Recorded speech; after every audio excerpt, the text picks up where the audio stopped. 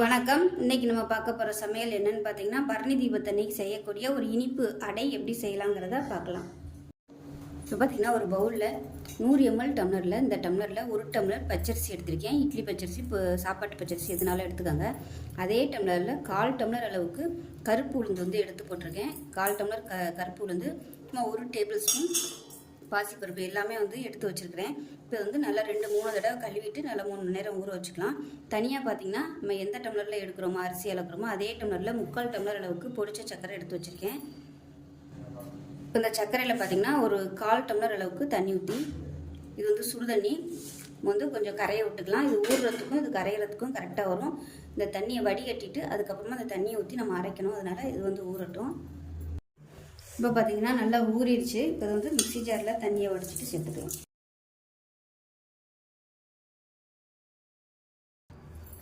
First இதை வந்து நம்ம தண்ணி ஊற்றாமல் ஃபஸ்ட்டு நல்லா நைஸாக அரைச்சிட்டு அதுக்கப்புறமா நம்ம வெல்லம் கரைச்சி வச்சுக்க தண்ணியை சேர்த்துக்கலாம். இப்போ பாருங்கள், இந்த அளவுக்கு அரைச்சிட்டு நம்ம வெல்லம் வந்து கரைச்சி வச்சுருக்கிறத அப்படியே நம்ம சேர்த்துக்கலாம். வெள்ளத்தில் வந்து மண் வந்து வந்தாலும் இப்போ வந்து நம்ம 3 மணி நேரம் வச்சுருந்ததுனால நல்லா ஊறிடுச்சு. இதை சேர்த்துக்கலாம். உங்களுக்கு வந்து சுத்தமான வெல்லம் வச்சுருக்கீங்க அப்படின்னா நீங்கள் டேரெக்டாக சுத்தமான வெல்லத்தை வந்து நைஸாக அரைச்சிட்டு இந்த ஸ்டேஜில் சேர்த்துக்கணும். இப்போ இதையும் சேர்த்து நல்லா அரைச்சிக்கலாம். இந்த மாதிரி பண்ணும்போது மாவு தண்ணியாக போகாது, கரெக்டான அளவுலேயே வந்து நமக்கு கிடைக்கும். இப்போ நல்லா ஓரமாக எடுத்து விட்டுட்டு அரைச்சிக்கலாம்.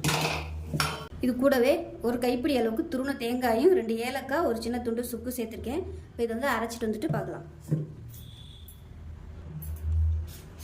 இப்போ பாருங்கள், நல்லா நைஸாக அரைச்சாச்சு. சூப்பராக மாவு ரெடி ஆயிடுச்சு. இப்போ பார்த்தீங்கன்னா மாவு ரெடி ஆயிடுச்சு. கொஞ்சமாக அலசிட்டு தண்ணி ஊற்றிருக்கேன். தண்ணி வந்து ரொம்ப ஊற்ற வேணாம். நான் வந்து கெட்டியாக அரைச்சதுனால கொஞ்சமாக தண்ணி ஊற்றி கலந்துருக்கேன். ஏன்னா நம்ம வந்து தோசையாக ஊற்ற போகிறதுனால கொஞ்சம் கெட்டியாகவே வச்சுக்கோங்க. ரொம்பவும் தண்ணியாக இல்லாமல் ரொம்பவும் கெட்டியாக இல்லாமல். இப்போ கல் காய வச்சுட்டு நம்ம கொஞ்சம் கொஞ்சமாக அடையாக ஊற்றி வச்சிடலாம்.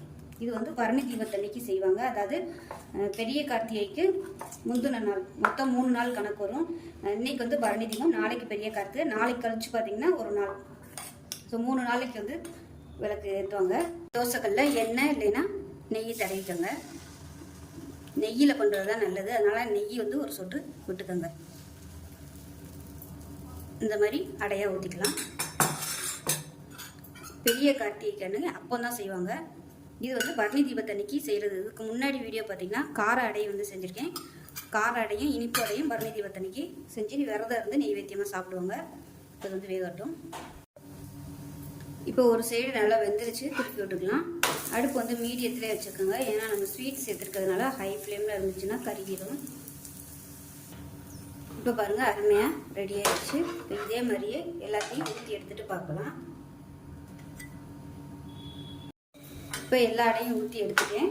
பார்த்தீங்கன்னா ஒரு 5 அடைக்கிட்ட வந்துருக்குது.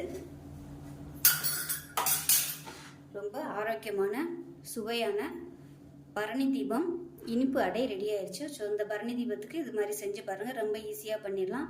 இந்த வீடியோ பிடிச்சிச்சுன்னா லைக் பண்ணுங்கள், கமெண்ட் பண்ணுங்கள், சேனலை சப்ஸ்கிரைப் பண்ணுங்கள், பக்கத்தில் உள்ள பெல் பட்டனையும் ப்ரெஸ் பண்ணுங்கள். நன்றி.